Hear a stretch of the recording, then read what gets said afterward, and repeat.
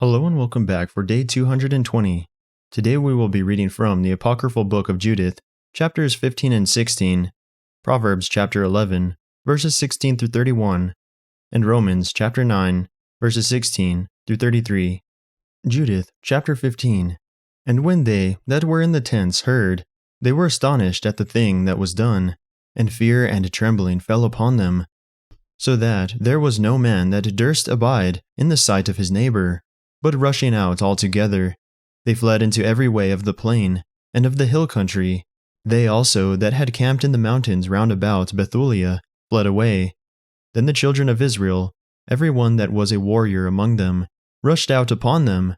Then sent Ozias to Betomastem, and to Babai, and Chobai, and Kola, and to all the coasts of Israel, such as should tell the things that were done, and that all should rush forth upon their enemies to destroy them.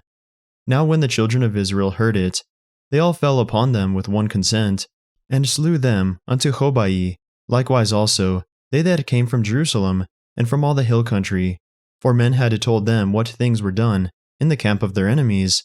And they that were in Galaad, and in Galilee, chased them with a great slaughter, until they were past Damascus, and the borders thereof. And the residue that dwelt at Bethulia fell upon the camp of Asher, and spoiled them, and were greatly enriched. And the children of Israel that returned from the slaughter had that which remained, and the villages and the cities that were in the mountains and in the plain gat many spoils, for the multitude was very great. Then Joachim the high priest, and the ancients of the children of Israel that dwelt in Jerusalem, came to behold the good things that God had shewed to Israel, and to see Judith, and to salute her. And when they came unto her, they blessed her with one accord, and said unto her, Thou art the exaltation of Jerusalem, thou art the great glory of Israel, thou art the great rejoicing of our nation. Thou hast done all these things by thine hand, thou hast done much good to Israel, and God is pleased therewith. Blessed be thou of the Almighty Lord for evermore. And all the people said, So be it. And the people spoiled the camp the space of 30 days, and they gave unto Judith Holofernes his tent, and all his plate, and his beds, and vessels, and all his stuff, and she took it and laid it on her mule, and made ready her carts, and laid them thereon. Then all the women of Israel ran together to see her, and blessed her, and made a dance among them for her. And she took branches in her hand, and gave also to the women that were with her. And they put a garland of olive upon her, and her maid that was with her. And she went before all the people in the dance, leading all the women. And all the men of Israel followed in their armor, with garlands, and with songs in their mouths. Judith chapter 16. Then Judith began to sing this thanksgiving in all Israel, and all the people sang after her this song of praise. And Judith said, Begin unto my God with timbrels, sing unto my Lord with cymbals, tune unto him a new psalm, exalt him, and call upon his name. For God breaketh the battles, for among the camps in the midst of the people he hath delivered me out of the hands of them that persecuted me. Asher came out of the mountains from the north, he came with 10,000s of his army, the multitude whereof stopped the torrents, and their horsemen have covered the hills. He bragged that he would burn up my borders, and kill my young men with the sword, and dash the sucking children against the ground, and make mine infants as a prey, and my virgins as a spoil. But the Almighty Lord hath disappointed them by the hand of a woman. For the mighty one did not fall by the young men, neither did the sons of the Titans smite him, nor high giants set upon him. But Judith the daughter of Merari weakened him with the beauty of her countenance. For she put off the garment of her widowhood for the exaltation of those that were oppressed in Israel, and anointed her face with ointment, and bound her hair in a tire, and took a linen garment to deceive him. Her sandals ravished his eyes, her beauty took his mind prisoner, and the fashion passed through his neck. The Persians quaked at her boldness, and the Medes were daunted at her hardiness. Then my afflicted shouted for joy, and my weak ones cried aloud, but they were astonished. These lifted up their voices, but they were overthrown. The sons of the damsels have pierced them through, and wounded them as fugitives' children. They perished by the battle of the Lord. I will sing unto the Lord a new song. O Lord, Thou art great and glorious, wonderful in strength, and invincible. Let all creatures serve thee, for thou spakest, and they were made. Thou didst send forth thy Spirit, and it created them, and there is none that can resist thy voice. For the mountains shall be moved from their foundations with the waters, the rocks shall melt as wax at thy presence. Yet thou art merciful to them that fear thee.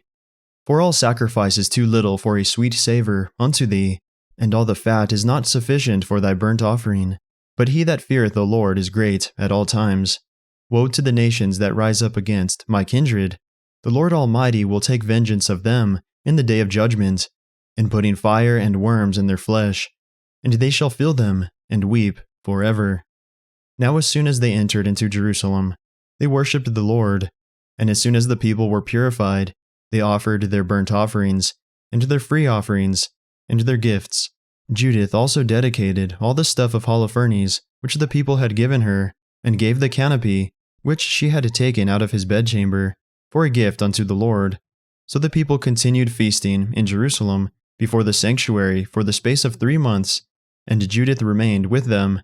After this time every one returned to his own inheritance, and Judith went to Bethulia, and remained in her own possession, and was in her time honorable in all the country. And many desired her, but none knew her all the days of her life. After that Manasseh her husband was dead, and was gathered to his people. But she increased more and more in honor, and waxed old in her husband's house, being 105 years old, and made her maid free. So she died in Bethulia, and they buried her in the cave of her husband Manasseh. And the house of Israel lamented her 7 days, and before she died, she did distribute her goods to all them that were nearest of kindred to Manasseh, her husband, and to them that were the nearest of her kindred. And there was none that made the children of Israel any more afraid in the days of Judith, nor a long time after her death. Proverbs chapter 11, verses 16 through 31. A gracious woman retaineth honor, and strong men retain riches. The merciful man doeth good to his own soul, but he that is cruel troubleth his own flesh.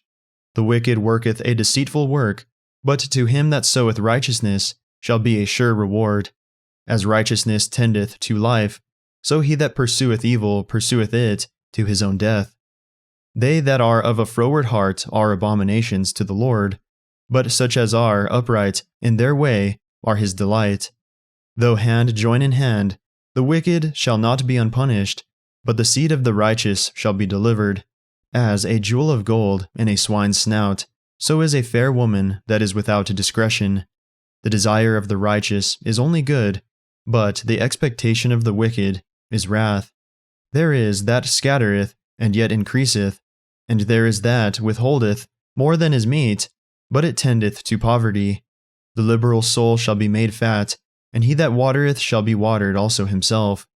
He that withholdeth corn, the people shall curse him, but blessing shall be upon the head of him that selleth it.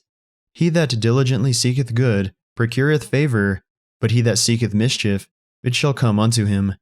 He that trusteth in his riches shall fall, but the righteous shall flourish as a branch.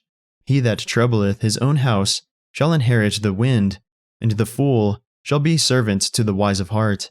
The fruit of the righteous is a tree of life, and he that winneth souls is wise. Behold, the righteous shall be recompensed in the earth, much more the wicked and the sinner. Romans chapter 9, verses 16 through 33. So then it is not of him that willeth, nor of him that runneth, but of God that sheweth mercy.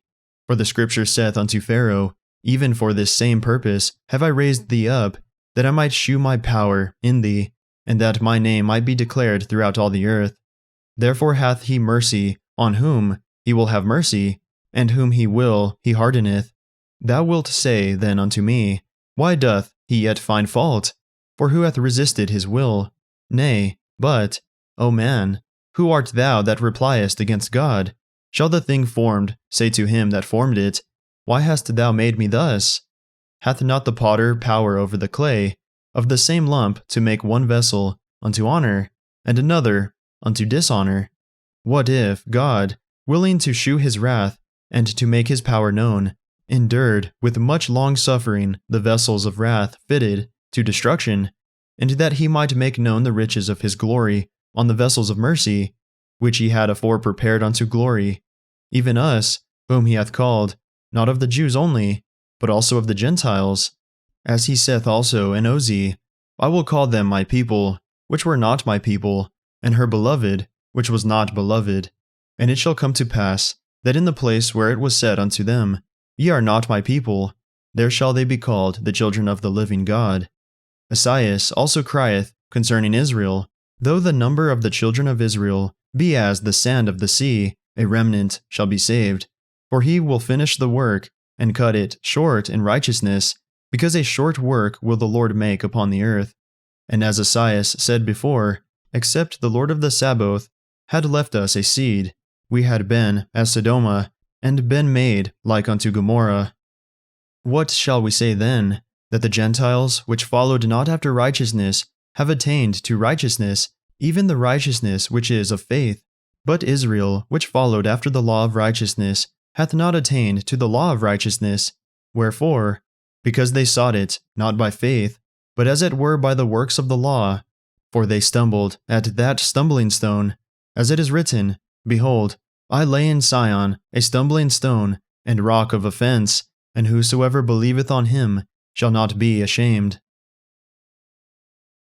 That concludes our reading for the day. May the Lord bless everyone listening with strength, health, and courage, today and always.